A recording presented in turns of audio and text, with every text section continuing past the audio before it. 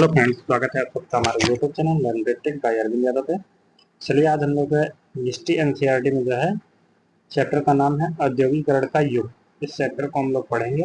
Most important class होने वाली है। चलिए हम लोग जो है बिना देरी किए अपनी क्लास को स्टार्ट करते हैं। क्वेश्चन नंबर 1 है, 1911 ईस्वी में अधिकांश उद्योग किन राज्यों में स्थापित किए थे? 1911 ईस्वी में अधिकांश उद्योग किन राज्यों में स्थापित थे? तो बंगाल और बंबई में जो है अधिकांश उद्योग जो है 1911 ईस्वी के आसपास जो है स्थापित थे। लेबल ही चीजों की गुणवत्ता का प्रतीक था। जब किसी लेबल पर मोटे अक्षरों से क्या लिखा दिखाई देता है तो खरीदारों को कपड़ा खरीदने में किसी तरह का जो है डर नहीं रहता है। तो लेबल ही चीजों की गुणवत्ता का प्रतीक था। जब किसी लेबल पर मोटे अक्षरों में क्या लिखा दिखाई देता है तो मेड इन मैनचेस्टर, क्या लिखा दिखाई देता है? Made in Manchester. ये जो है उन लोगों को दिखाई देता है तो कपड़ा खरीदने में कोई भी जो है हिचक नहीं रखते हैं। नेक्स्ट हमारा 1928 में ग्राइप वाटर के कैलेंडर को ग्राइप वाटर के कैलेंडर पर भगवान का चित्र अंकित था, बाल कृष्ण। 20वीं शताब्दी में आयातित कपड़ों के मैनचेस्टर के लेबल पर किस प्रकार के चित्र छपे होते थे? भारतीय देवी देवताओं के। नेक्स्ट हमारा 1934 ईस्वी के सनलाइट साबुन के कैलेंडर पर किस भगवान की फोटो छपी थी? तो विष्णु भगवान की फोटो छपी थी। 1912 ईस्वी में जे.एन. टाटा ने भारत का पहला लौह और इस्पात संयंत्र किस जगह पे स्थापित किया? तो कहाँ पे? जमशेदपुर में 1912 में जो है स्थापित किया। भारत में सूती कपड़े का उत्पादन कब दोगुना हो गया? 1900 से 1912 ईस्वी के मध्य में जो है सूती कपड़े का उत्पादन जो है दोगुना हो गया। फ्लाई शटल से क्या तात्पर्य है? रस्सियों और पुलियों के जरिए चलने वाला एक यांत्रिक औजार जो है उस जो है फ्लाई शटल के नाम से हम लोग जानते हैं। नेक्स्ट हमारा बंगाल में पहली जूट मिल कब शुरू हुई? 1855 ईस्वी में जो है बंगाल में पहली जूट मिल जो है स्थापित हुई या शुरू हुई। कलकत्ता में किसी पूंजीपति ने भारतीय महिला पर कलकत्ता में किसी पूंजीपति ने पहली भारतीय जूट मिल को स्थापित किया था। किसने? सेठ हुकुमचंद ने। कलकत्ता में किस पूंजीपति ने जो है भारतीय जूट मिल को स्थापित किया? तो सेठ हुकुमचंद ने। मुंबई में पहली कपड़ा मिल कब खुली? 1854 ईस्वी में जो है मुंबई में पहली कपड़ा मिल खुली थी।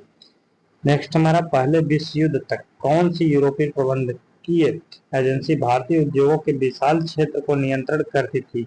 तो क्या थी? हिलगर्न्स एंड कंपनी, एंड्रयू यूल और एक और थी जार्डिन स्किनर एंड कंपनी। ये जो है कंपनी है यूरोपीय प्रबंधकीय जो है एजेंसी उद्योग को जो है इनका जो है नियंत्रण रखती थी। बंगाल में दूसरी जूट मिल कब चालू हुई? 1862 ईस्वी में जो है बंगाल में दूसरी जूट मिल स्थापित हुई थी। निम्नलिखित में से कौन गुमास्तों से संबंधित था? कंपनी द्वारा नियुक्त पर्यवेक्षक। निम्नलिखित में से कौन भारत में औद्योगिक उत्पादन पर हावी यूरोपीय प्रबंध एजेंसी नहीं थी? एल्गिन मिल। पोस्टिस कौन थे? बुनकरों का एक समुदाय जो है पोस्टिस कहलाता है। निम्नलिखित में से किस स्थान पर 1874 ईस्वी में पहली कताई और बुनाई मिल खुली थी? मद्रास में जो है पहली कताई और बुनाई मिल 1874 में खुली थी। ईस्ट इंडिया कंपनी ने भारत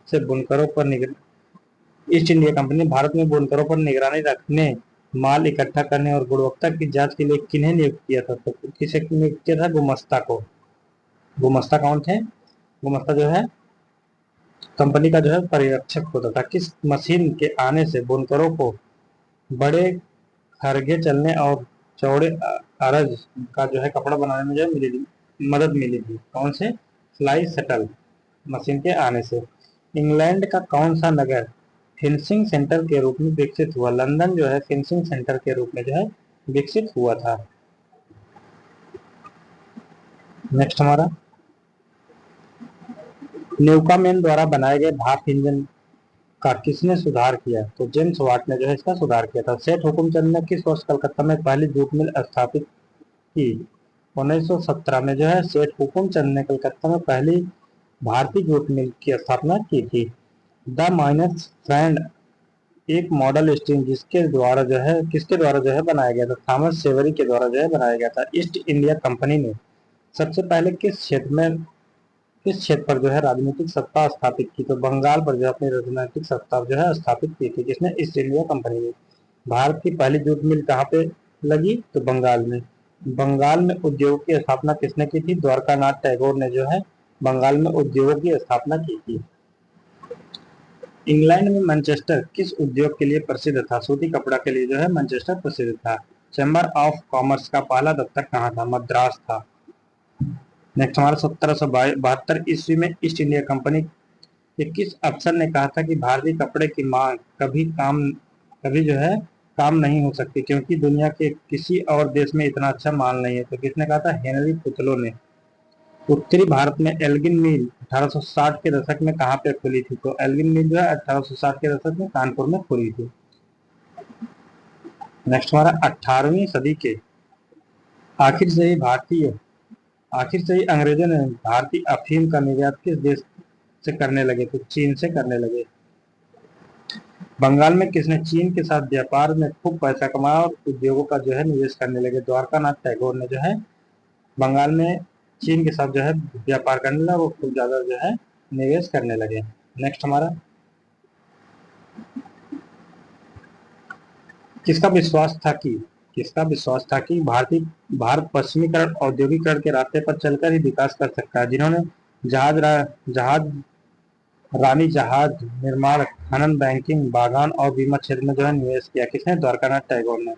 किसे अलग अलग इलाकों में सरदार या मिस्त्री आज भी कहते हैं? जाबर को जो है अलग अलग इलाकों में सरदार या मिस्त्री के नाम से जानते हैं।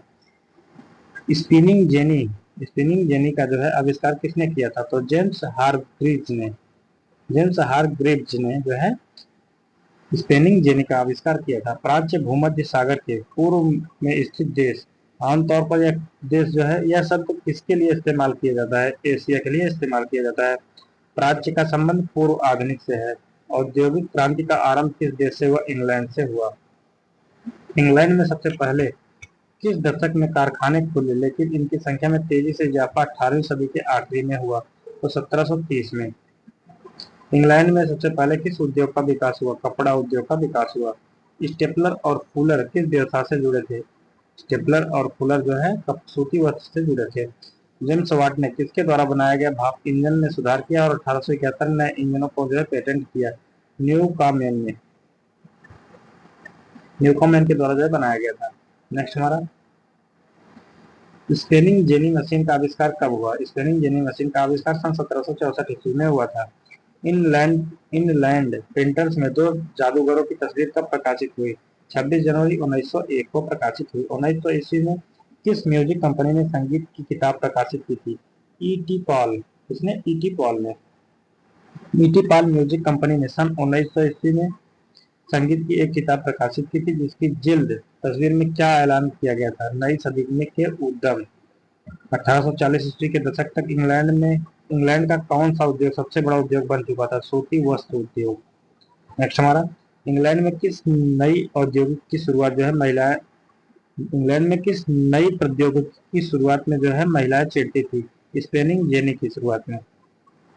सूती कपड़ा मिल की रूपरेखा किसने तैयार की? तो ये जो है किसने तैयार की थी? रिचर्ड आर्कराइट ने। रिचर्ड जो है आर्कराइट ने जो है सूती कपड़ा मिल की रूपरेखा जो है तैयार की थी। ईटी पॉल म्यूजिक कंपनी ने किस वर्ष संगीत की एक किताब प्रकाशित किया? 1900 में। जेम्स वाट ने भाप के इंजन का पेटेंट किस वर्ष कराया? 1871 में। स्टेपलर एक प्रक्रिया है, एक ऐसा व्यक्ति जो रेशों के हिसाब से उनको जो है छांटता है। कार्डिंग एक प्रक्रिया है जिसमें कपास व ऊन के रेशों को कताई के लिए जो है तैयार किया जाता है। धर्म सुधार आंदोलन की शुरुआत किस देश से हुई? तो इंग्लैंड से हुई थी। सेफ्टी लैंप का आविष्कार किसने किया? तो हैम्फ्री डेवी ने जो है सेफ्टी लैंप का जो है आविष्कार किया था। भाप इंजन का आविष्कार जेम्स वाट ने किया था। भारत में सबसे बड़ा उद्योग कौन सा है? सूती वस्त्र उद्योग है।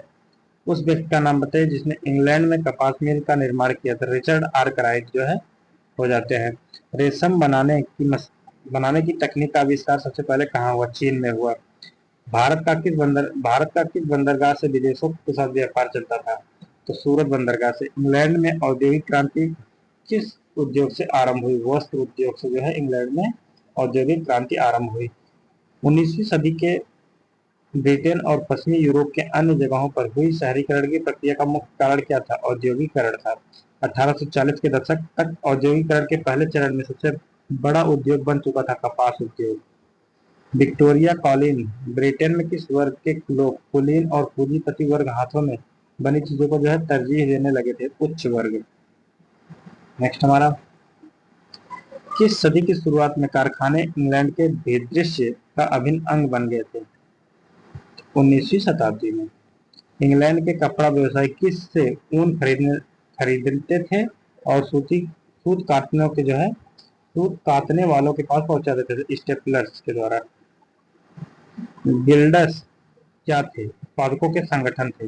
गिल्ड्स किस प्रकार के कार्य करते थे? गिल्ड्स से जुड़े उत्पादन कारीगरों को प्रशिक्षण देते थे, प्रतिस्पर्धा और मूल्य तय करते थे तथा व्यवसाय में नए लोगों को रोकते थे और उत्पादकों पर जो है नियंत्रण रखते थे। तो आज की क्लास में इतना ही। ऐसे ही जो है वीडियो देखने के लिए हमारे चैनल को सब्सक्राइब कीजिएगा। वीडियो देखने के लिए थैंक यू फॉर वॉचिंग।